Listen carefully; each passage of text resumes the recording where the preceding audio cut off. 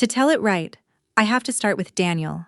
My husband was a flight paramedic out of Mesa, Arizona, the kind of man who could splint a fracture in a helicopter at 3 in the morning and still text me a bad joke before landing. 3 years ago, his crew took a transfer flight on a windy night, and the helicopter went down in the desert east of the valley. He was 33. The life insurance paid off our little 3-bedroom house, which is a sentence I can say now without my voice cracking, most days.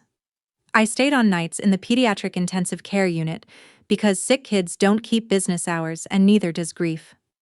Our son Tommy was 4 when his father died. He's 7 now. Quiet like Daniel, patient like Daniel, and he built his whole world inside his bedroom. That room was our small museum. Daniel's flight jacket hung in the closet. His grandfather's Hamilton watch sat in a locked cabinet, the initials worn soft on the caseback. His toolbox lived under the window.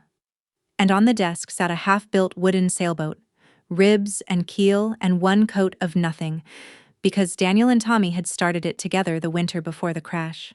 They had a deal, those two. They shook on it like businessmen. The boat would touch water the year Tommy turned 8. After the funeral, Tommy asked me if the deal still counted. I told him yes. We worked on it an hour here, an hour there, sanding what Daniel had cut. It was the slowest boat ever built in Arizona, and it was the only clock that mattered in our house, which is exactly why what happened to it still wakes me up some nights. Now, the rest of the household. 2 years ago, my mother, Martha, had her knee replaced, lost her rental when the rent jumped, and ran out of options. I converted our den into a bedroom and moved her in. She's 61.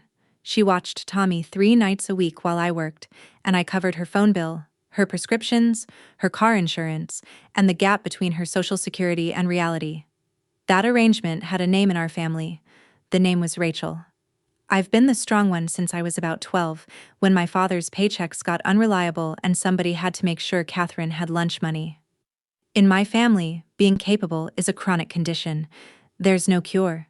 There are only more chores. My father, Gene, passed 6 years ago, and after that my mother's math got even simpler. Whatever the family needed, the family took from whoever had it, and the one who had it was me. I want to be fair to her, because fair matters to me in a way it never mattered to them. She wasn't cruel. She never raised her hand. She just believed, all the way down, that a family is a bucket line, and the strong daughter stands at the well. For more than 20 years, I passed every bucket they handed me. I told myself that was love, and that if I kept passing, nobody's house would ever burn down. Then there was my sister, Catherine, 6 years younger, 28, pretty, broke, and permanently owed something by somebody. For me, the rules were granite. For Catherine, the rules were elastic. I knew that. I'd known it my whole life. I just never guessed how far the elastic could stretch in the 6 days my back was turned. 2 months before our trip, Catherine's boyfriend Kyle found out about the pregnancy and left the state, and the apartment in Tempe went with him, since the lease and most of the rent had been his. Catherine landed on my porch with a duffel bag and an opening offer. "Just a few weeks, Rachel. Just until the baby comes." I said no. I want that on the record because people love to ask why I didn't see this coming. I saw it coming. In this house, a few weeks is a unit of forever. I had 3 bedrooms and 3 people, and I had a 7-year-old whose entire sense of safety was nailed to one room. So I said no, and I paid the first month on a studio for her near Fiesta Mall instead, and my mother didn't speak to me at dinner for a week. "Your sister is family," she finally said, like she was correcting my grammar. I did more than say no. I put a lock on the cabinet where the watch and the jacket lived, a little brass thing, and I priced out changing the front door locks, and then a PICU schedule and a stomach flu ate the 2 weeks I had, and my mother lived there, and you cannot lock your own mother out of the house she sleeps in, so the spare cabinet key stayed where our spare keys had always stayed, in the junk drawer by the stove, and I told myself the brass lock was mostly a message anyway. One more thing, and at the time it meant nothing.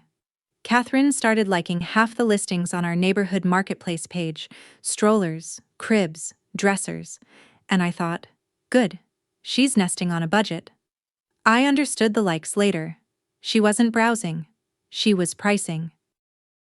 Every June, Tommy and I drive the 6 hours to San Diego because there's a pier there where Daniel proposed to me, and we bring donuts to the water and tell him about our year. It's the 1 week I don't carry anybody. This year we were gone 6 days. We came home on a Sunday afternoon, sunburned and happy, and Tommy ran ahead of me down the hall to his room the way he always does, and then he stopped in the doorway and didn't make a sound, which was worse than any scream I've heard on any shift. The room was empty. Bunk bed, gone. Desk, gone. The toy shelf, the rug, the lamp shaped like a helicopter, gone.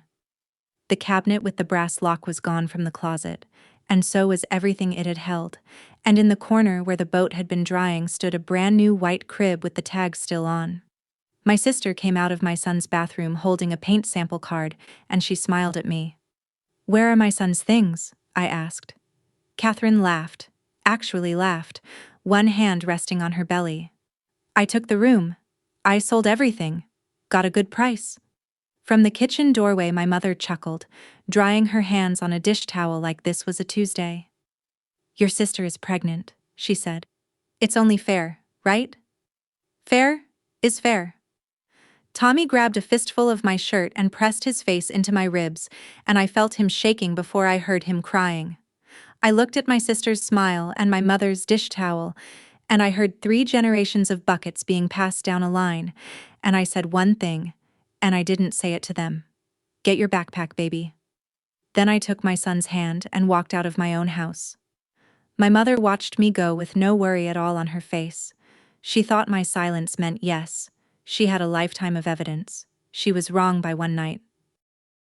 We went next door. Lauren Reyes has been my neighbor for 8 years and my friend for 7.5 of them, a school counselor with a guest room and the good sense not to fill silence with talk. She made Tommy grilled cheese and put on a nature show, and he watched whales with wet eyes and asked me questions in a small flat voice, going down the list of his life. Is my bike gone? Is my helicopter lamp gone? Are my dad's tools gone? I answered honestly because he'd just watched 2 adults lie with their whole faces, and he needed one who wouldn't. Then he got to the end of his list. He looked up at me and said, "We weren't done building it." That was the whole sentence. He said it dry-eyed, flat, like a fact he was checking, and then he turned back to the whales, and I went into Lauren's kitchen and held onto the counter for a while. After he fell asleep, I sat up and did what I do at work when a shift goes wrong. I ran the list again, slowly, item by item, the way you count meds at the end of a night. And partway through the list I stopped, because I hit a detail with edges on it. The cabinet had a lock, a small brass lock, and I had the only key on my ring, nearly 400 miles away in San Diego, which meant somebody had gone through the junk drawer by the stove, found the spare, and opened that cabinet on purpose. This wasn't a pregnant woman clearing space in a hurry. Somebody had stood in front of my husband's things, used a key, and made a decision. I slept 3 hours. Then I went home to ask my questions. Monday morning, I walked back across the yard and into my kitchen, and I tried it the family way, once, because I needed to know exactly who I was dealing with before I decided what to do about it. I kept my voice level, the one I use with frightened parents. I said I wanted 2 things, a list of every buyer and whatever money was left, so I could start buying my son's life back. Catherine looked at me like I'd asked her to return a borrowed sweater. "It was kid furniture, Rachel. Half of it was junk. Honestly, you should thank me for decluttering." I asked about the jacket, the watch, the toolbox, the boat. She shrugged. "Old man stuff," she said. "Dead people don't need storage." My mother came in on the second half of that sentence and started smoothing it over the way other people sweep glass, briskly, without looking down. She had a solution, she announced.